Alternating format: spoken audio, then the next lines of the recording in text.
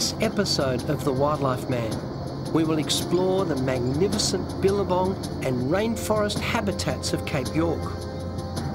We will search for the rare black-headed python and get dangerously close to film the wild boars that survive here in their thousands.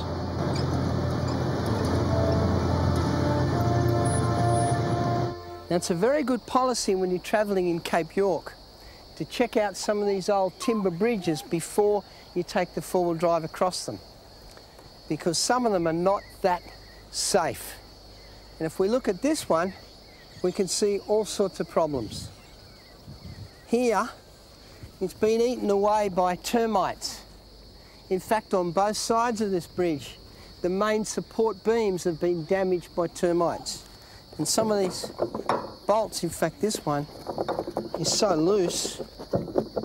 Look at that. Look at that. I can actually pull the main support bolts out of the bridge with my hands. So it's not going to be real safe.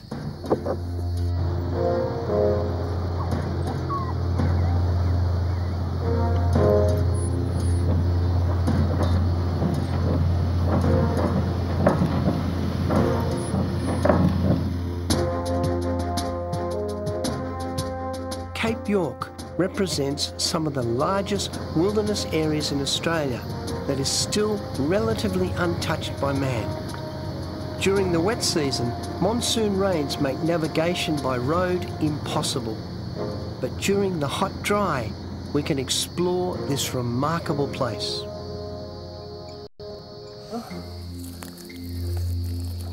Yeah, look at this. Look at this. This snake here is called Boiga irregularis, and this is the brown tree snake. And he's just crossing this dry country to search these trees for birds. These guys are specialist bird hunters. And if you look at the coloration, you can see that they perfectly match the bark of trees. They perfectly match the bark of trees. Look at that. That tail is prehensile, so they can use the tail to wrap around the branches and push their way into the foliage. And they are also venomous. They will strike and strike repeatedly. Like this bloke. Gentle, gentle, gentle, gentle. Now these animals are rear-fanged, which means that they tend to chew. Gentle, gentle. They tend to chew the venom into their victims. They tend to chew it in because the fangs are in the back. What they do is when they get up into the foliage of a tree, they strike with incredible accuracy. They're very, very clever at striking.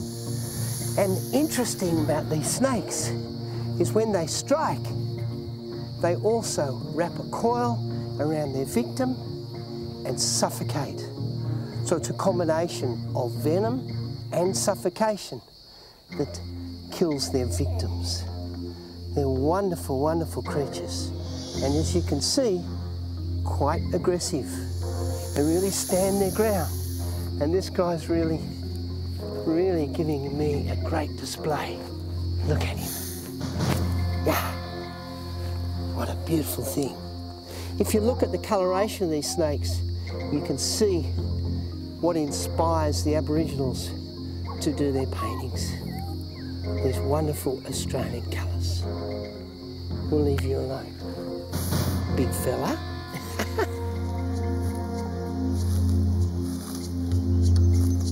I always carry my trusted bow when filming the billabong country. Introduced feral animals can be unpredictable and dangerous. When we're walking through heavy bush like this, so close to the billabong, we have to be so careful not to walk onto a wild boar. Also, scrub bulls live in this country too. The other problem is there's a lot of leaf litter at the end of the dry season, so it's noisy to walk. That's a problem.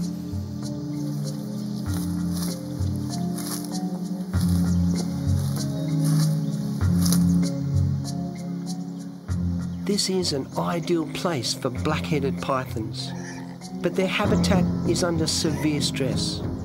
Powerfully jawed, intelligent wild boars now lord over these ancient woodlands.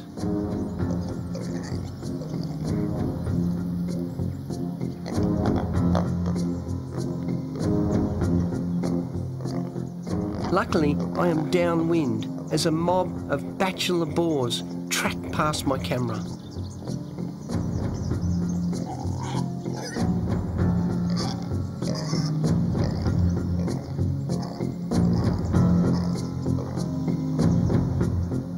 They then begin to graze and dig up billabong grasses.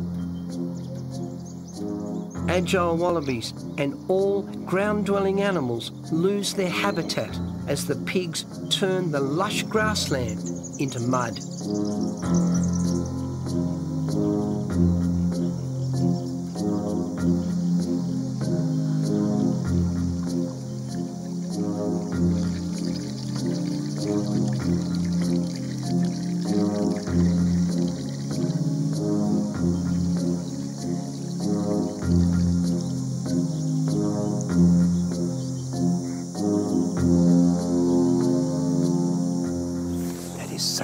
Problem.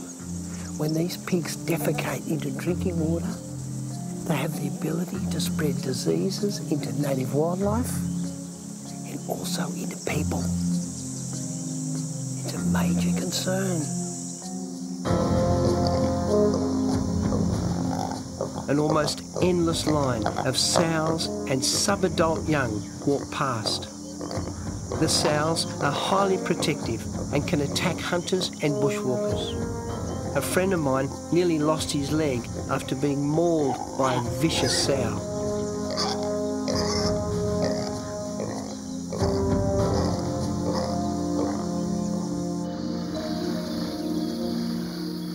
Dragonflies hover around me. Insects are the important link in the food chain of life here. A chain now broken by feral pigs.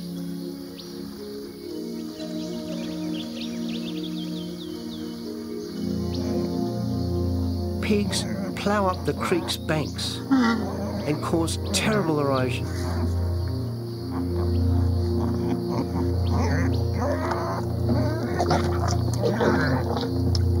Fish and turtles need vegetation for shelter.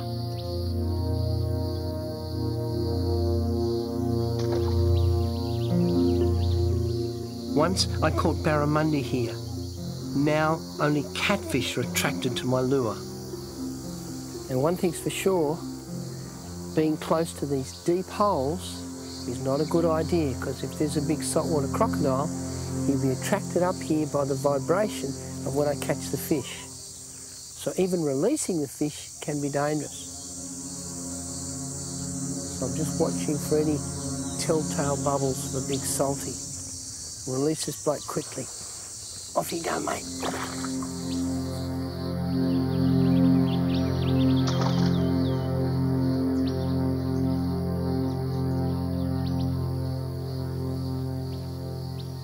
Come on, come on. Up you come. You'll notice I'm not walking down to pick the fish up. I'm taking it well away from the edge of the water. And we've got another catfish. Aren't they gorgeous little fish, eh? Freshwater catfish. The saltwater ones have got really poisonous spines. Oh, we're talking. Listen. Ah! What'd you say? All right. He's saying, let me go. Let me go. I'm going to. Okay. What'd you say? What was that? Oh, what'd you say, darling? Oh, what was that? That's catfish for let me go. All right, say what? Say hello. All right, darling, we'll let you go. Come on. I'm not going to get eaten by a crocodile because of you. And there you go.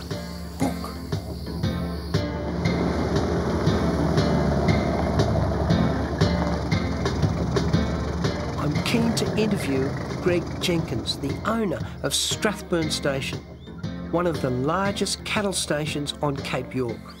Are you concerned about diseases in feral pigs? Well, probably the one that is the biggest scare, of course, is foot and mouth disease, because it's just into the islands in southern Asia, so it's not far away. And some of those swine fevers and different things that pigs have got all the time, they carry them all the time, and you know, often we have to drink the water out of pretty ordinary circumstances up here when you're working in the bush. So it's a wonder that, you know, we haven't already had problems with diseases that are spread pig to human. You're Troy, aren't you? Yeah, I'm Troy. How long have you been Troy for? I think 8 years now. 8 years. Were you Troy the whole time? Yes, definitely. So when were you born? 8 years ago? Yeah, 8 years ago. Were you called Troy then? Yes. So you've always been called Troy, have you? Yeah. And you're Kate? Yes. Were you Kate when you were first born? Yes. All right, kids, now what's going to happen is this. Through very special magic, I'm going to turn into a wombat. I'm going to get down on the ground here and I'm going to crawl along the ground to that cattle truck over there. Yep. Now you guys have got to stop the wombat. The only way you can stop him is to flip him over. You understand? Yeah. Are you kids tough enough? Yeah. Yeah. Okay, all right, move back a bit. Here I go. Righto. Wombat's going to attack. Are you scared? Not really. What about you, Kate? No. What about you, Jane? No way. Righto, wombat starts. Wombat's winning. I get the back legs! Oh, you can't get the back legs. The wombat's getting out there. Wombat's having a few problems here. Wombat's getting there. Wombat's winning. Wombat's winning.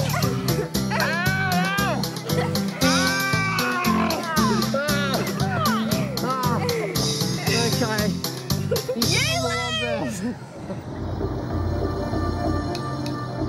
With many native animals endangered, the threat of pigs spreading diseases is extremely worrying. Spreading diseases to humans is also a terrifying thought. However, wild boars are not the only feral animals thriving here. We're walking along this creek bed, and up in front of us is a scrub bull.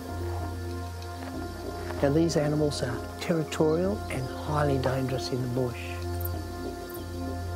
And we'll try and get a nice close shot so you can see the head of this animal. And if he comes onto us, we're going to be jumping in the river. Come on, get a bit closer.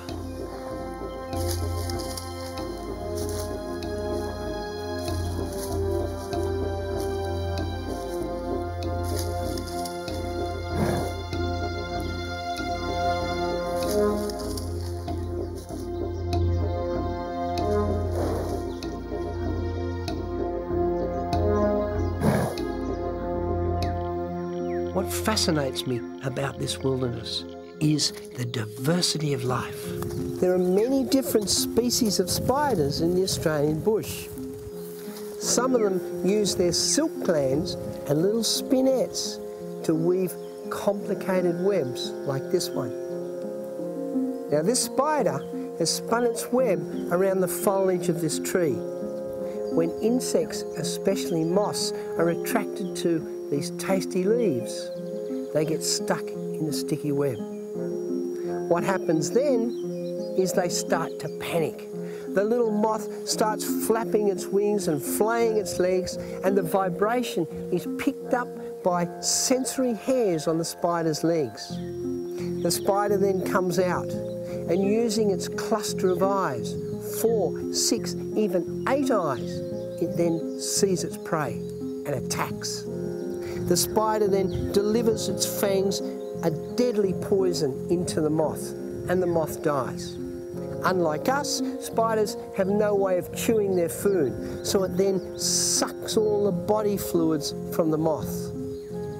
I'm glad I'm not a moth. Ooh.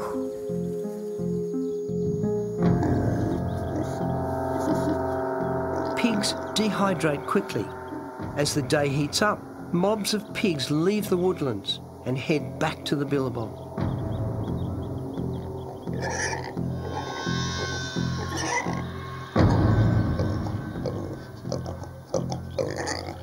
Billabongs are the essential habitat for fish, birds, crocodiles and most tropical species of Australian animals.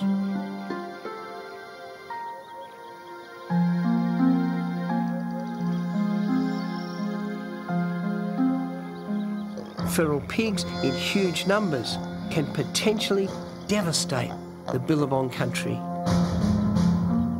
We need to record more of the pigs' behaviour. Knowledge of how they survive here may assist scientists to more effectively devise methods to cull their massive numbers.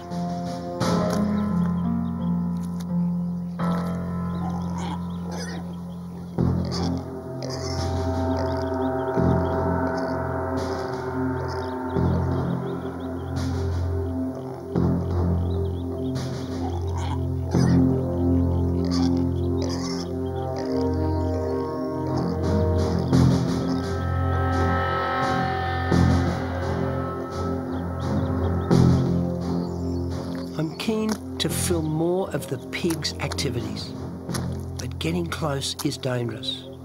And freshwater billabongs here often are the home of huge crocodiles.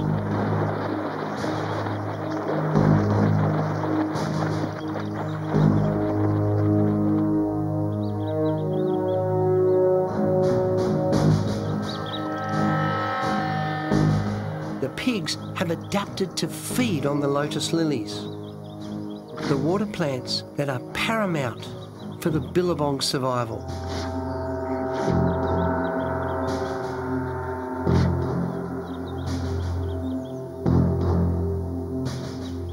The wind changes and the mob picks up my scent. An atmosphere of terror spreads in the billabong.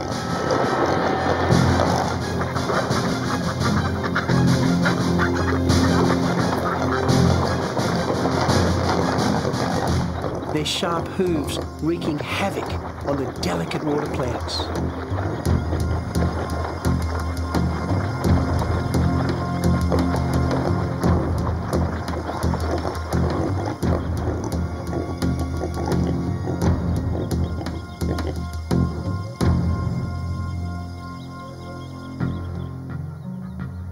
A huge 90-kilogram boar defiantly continues feeding.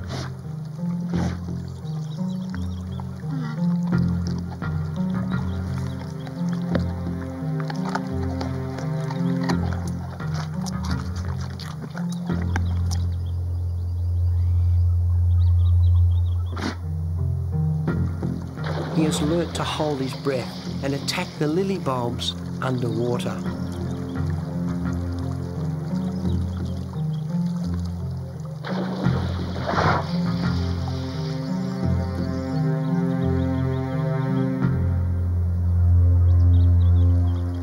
I'm now filming the heart of the billabong being crushed in the dangerous jaws of a wild boar.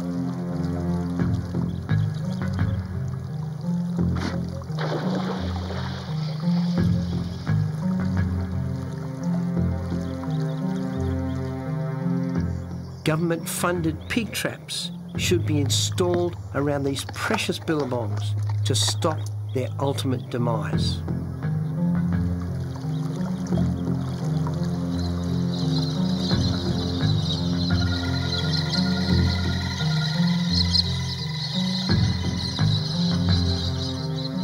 It's time now to cull one of these boars and check it for obvious signs of disease. But I must get dangerously close for a humane kill.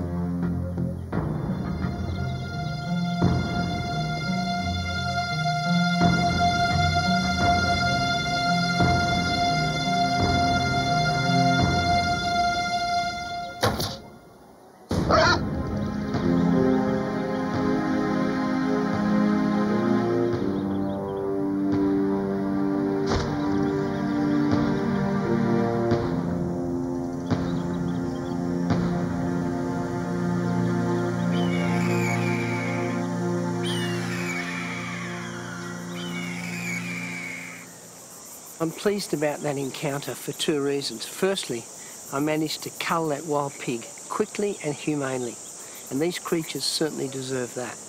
But secondly, that wild boar will no longer destroy the habitat of this very, very special place. But I've now got rather a gruesome task ahead of me. I'll have to wade out into the mud and retrieve that disease-ridden carcass. Otherwise it'll foul the water of this beautiful billabong.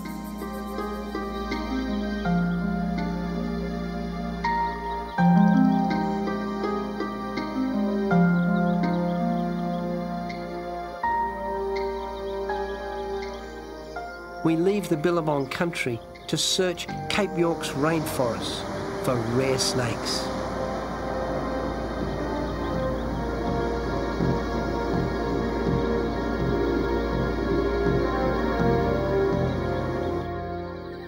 My old friend Ingmar has joined me.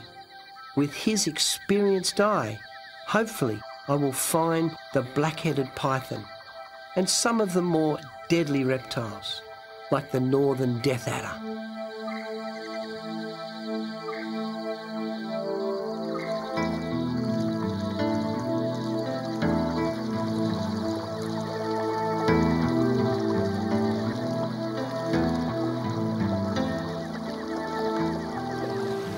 Walking along the banks of Rifle Creek, just near Lighthouse Mountain in Queensland. I mean, this place is really paradise, true wilderness, just beautiful.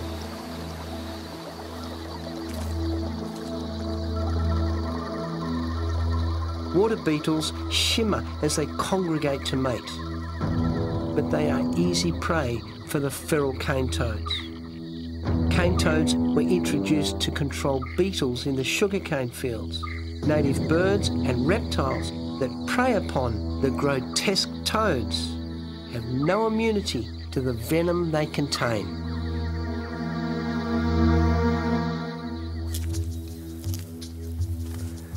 Whoa. Now, one thing is for sure, identification of snakes in the bush is very, very critical. Because if I don't know what I'm working with, I can have major problems. But I recognise this snake. This is Stegonitis calculatus. I won't need my snake stick, so we'll throw that away. Be very careful handling him though. Very careful.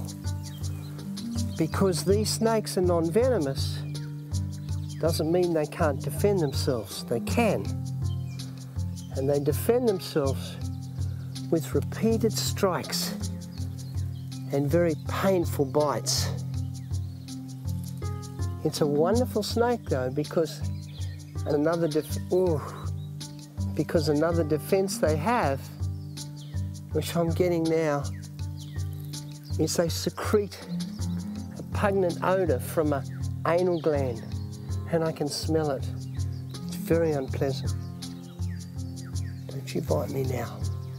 Now this is a slaty grey, and these wonderful snakes are a real worry because they are the hunter of frogs.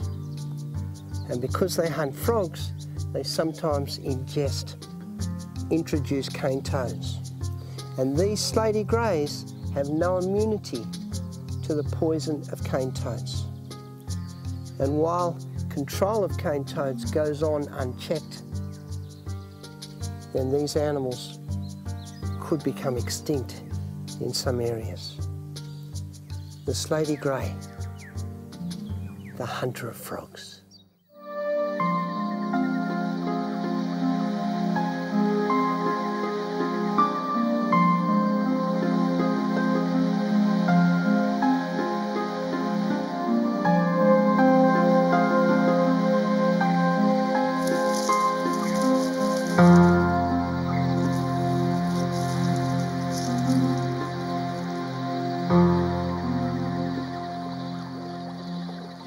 After a lot of searching, we have found not only Australia's most dangerous snake, but one of the most dangerous snakes in the whole wide world, just up here.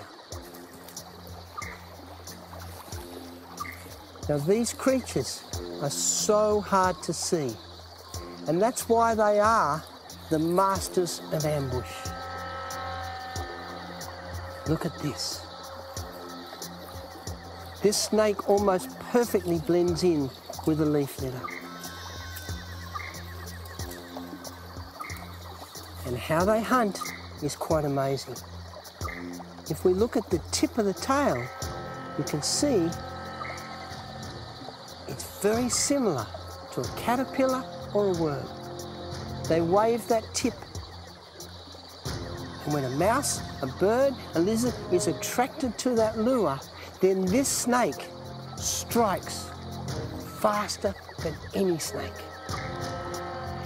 This is, of course, the death adder. Now I'm going to very carefully try and pick it up.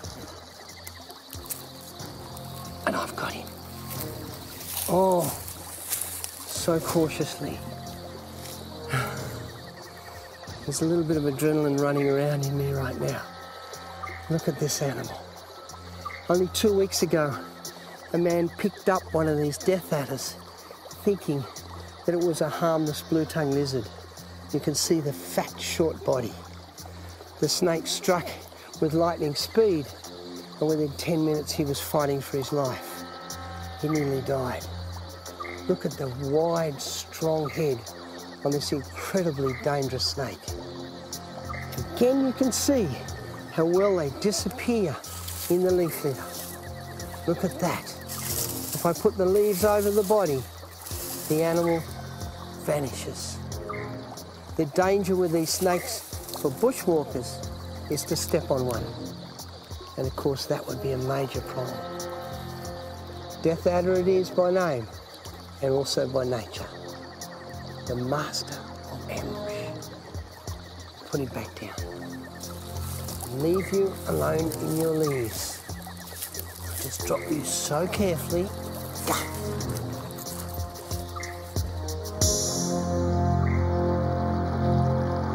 An afternoon dip gives me a welcome relief to the tropical heat.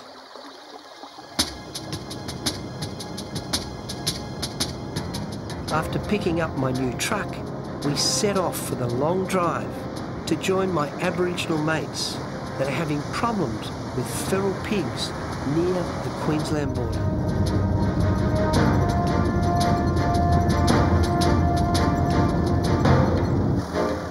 On the way, I have a chance meeting with my son's favourite Australian country singers. What are you doing out there? We're doing another Outback film for this series, but more importantly, you've got a new album out, haven't you? What's that about? We do. Came out a few months ago now. It's called Long 5 Days. And it's Long 5 Days. Long 5 Days. It's our second album out. And so far it's going well. We get to travel around and promote it. Oh, we've actually got a gig on tonight at the Railway Hotel. Down here in Candos? Yeah, just down at the pub, so we thought we'd pull over and have a breather. Well, the show starts about 8, so if you want, you should come down and have a listen.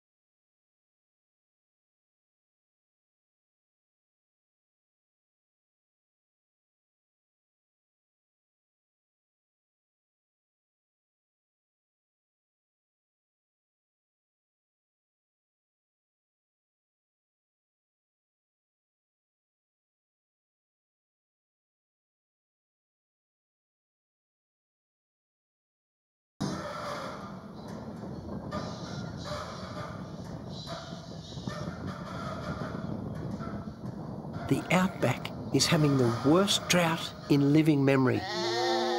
5 years ago, when the drought struck, wild boars satisfied their hunger by preying on sheep and lambs.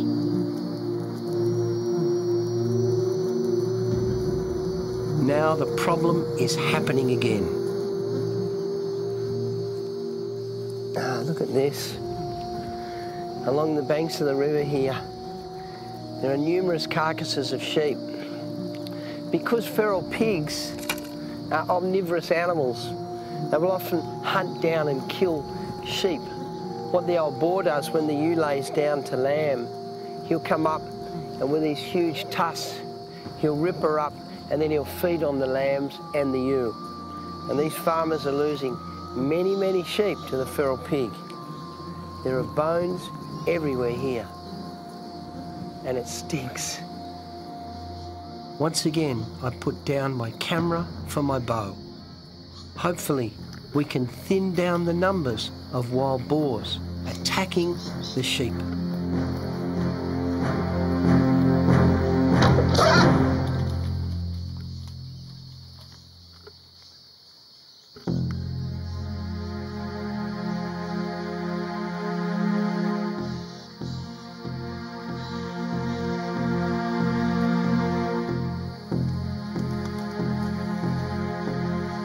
Jamie Cubby helps me to retrieve the carcass.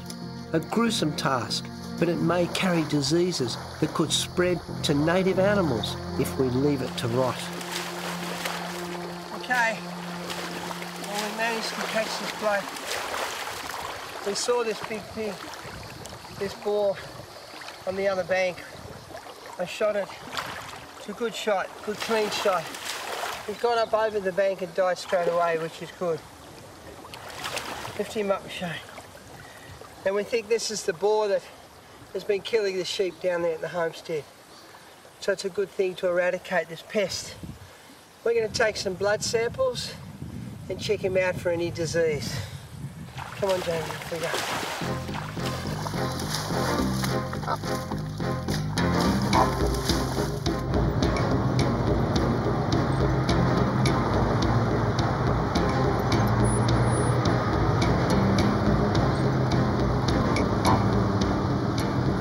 Over the next few days, I will help Jamie as he and his dog try and cull the pigs on this Aboriginal-owned sheep station.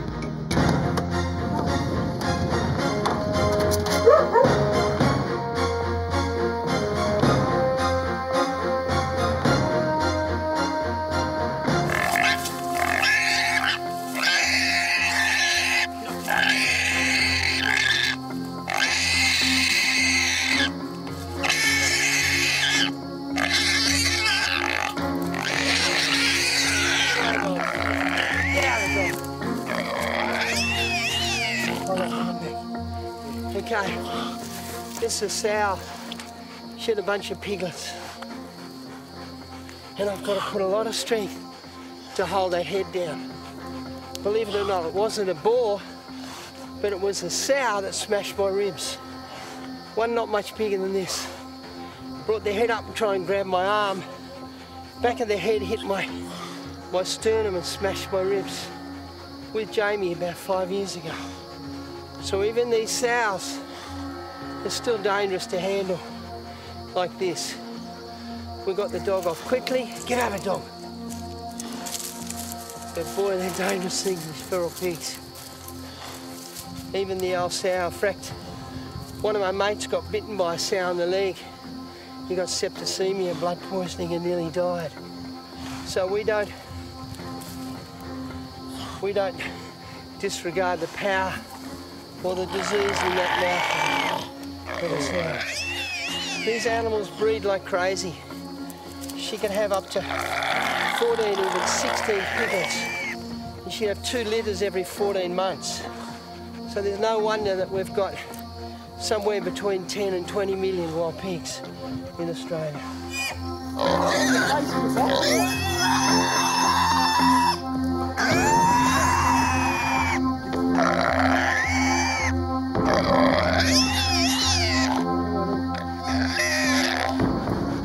Tell you what, you need a good mate. And Jamie and I have caught many pigs together. He's a good man. His father's Aboriginal, that's what makes him tough.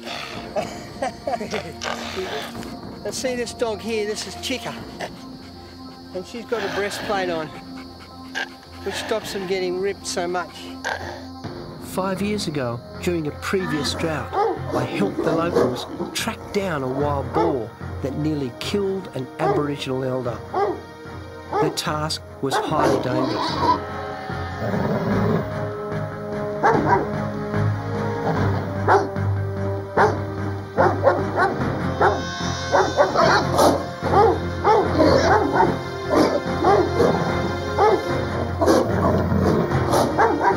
Boar tusks can tear up a man and his dog with ease.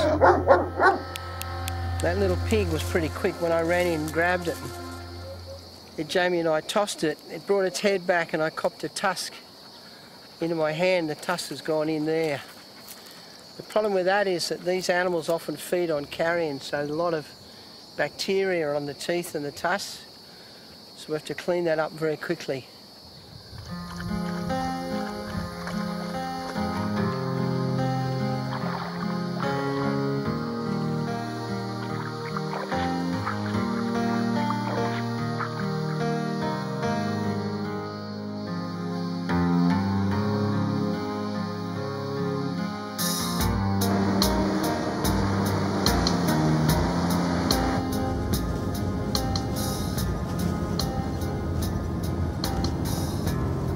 Jamie and I are all stuffed. We're finished. We're wore out, as well as the dog. And I've got a cut up hand for the pig. So we go back home to Jamie's house, have a shower, then I'm going to go for a ride on the old motorbike. Finish a good day. The Outback is having the worst drought in living memory.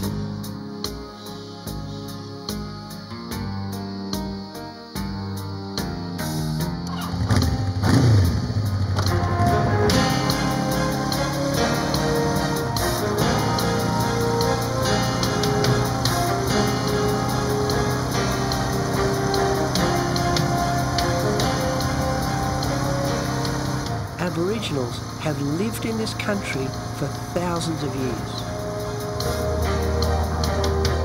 The outback rivers and billabongs once teemed with life.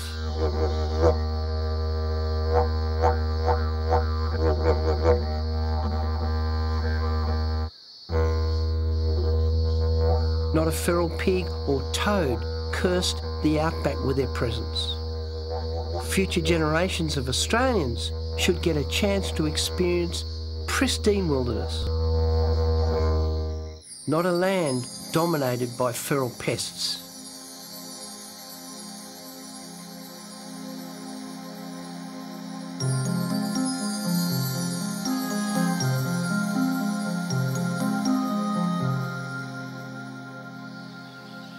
The Australian Aboriginals used to light a fire by spinning a stick in softwood. And you cut a few little holes with a knife or even rub it out with a stone and then spin the stick as fast as you can. The friction eventually creates hot coals. I like to use just a bow that I've made up with a shoelace, just a branch of a tree, and I attach the spinning stick in the bowstring. Then I can spin the stick much, much faster. So with any luck, we'll see if we can get a fire going the traditional way. Here we go.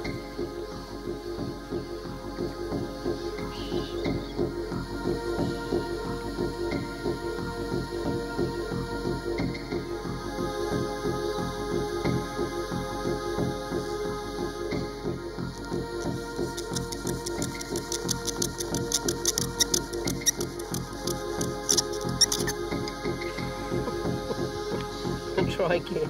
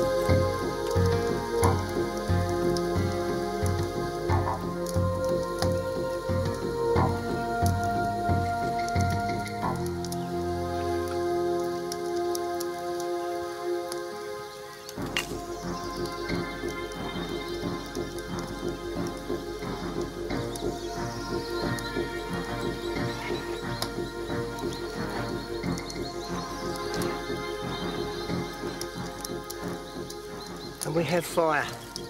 Isn't that incredible? And of course, by lighting fires, it changed the whole nature of the human race, because then they could cook meat, tenderize the meat, and we became hunters. Isn't that incredible? Just the friction of two sticks together. Quite amazing. And the use of a little bow. So all you need in the bush, if you know what you're doing, is just a shoelace, and you've got a fire. A good place to resume my search for the black-headed python is the old abandoned sheds on the riverbank.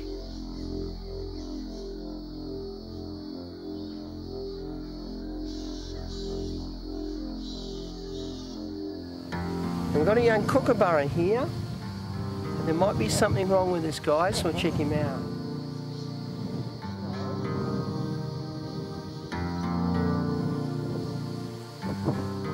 On the ground, eh? What are you doing on the ground? You beautiful thing. What's the matter with you, huh? Can't see anything wrong. Do you mind if I check you out, little fella? Make sure you're okay. Let's be nice and gentle now. Don't bite me. Nice and gentle.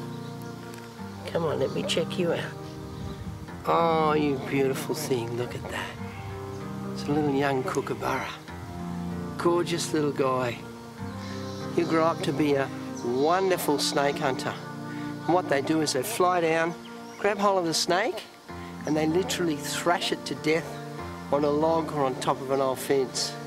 Sometimes they'll fly up and drop them. You can see that big beak is well designed for killing snakes. But this one's very young, and I think that's its only problem. Falling out of the tree, it can't fly. And the wings are okay. Let's check the other one. No busted wings. Ah, cranky.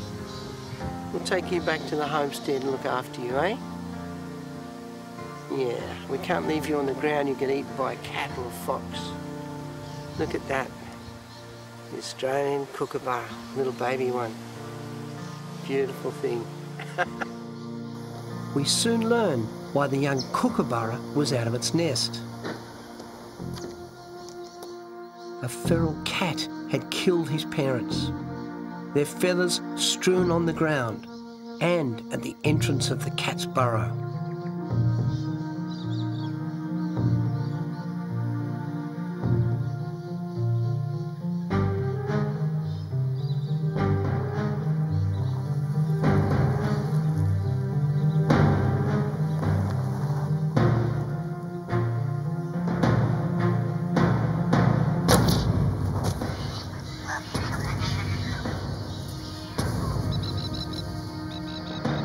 This beautiful, pristine little river, just so beautiful. And yet the banks are infested with cane toads and feral cats. Our Kookaburra has a new father now. Force feed it. Oh, down the hatch, there. Does that feel better? After weeks in Australia's magnificent wilderness, our determination pays off. For nearly 20 years, I've wanted to film one of these black-headed pythons in the wilderness, and now we've got the opportunity. And here we have the most magnificent black-headed python. Look at that. Hello. Oh, naughty boy. Naughty boy. Striking my beautiful camera. You're going to get away if I'm not careful. No, you're not. No, you're not. Come back. Gentle, gentle. You're a cranky thing, aren't you? Aren't you cranky? Be gentle. Be gentle. Come on. No, you're not going to strike me. Be gentle.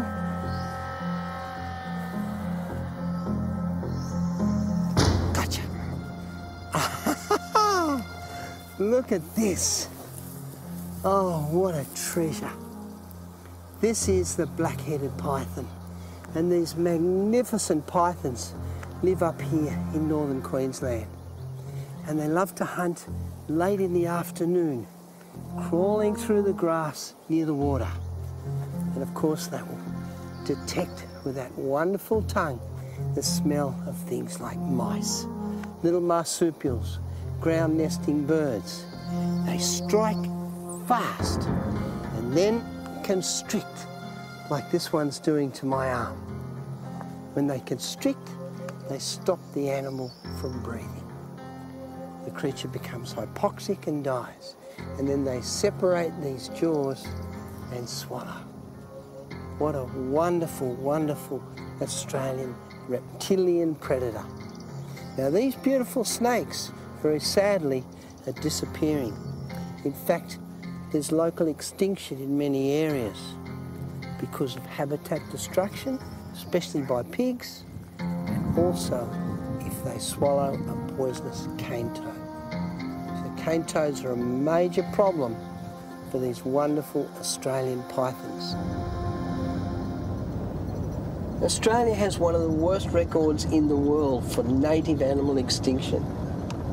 It's time we got serious about habitat destruction and the control of feral pests like pigs, cats and cane toads. Luckily my little orphan Kookaburra has come good, but I'll keep him with me for another few weeks until he's old enough and strong enough to fly.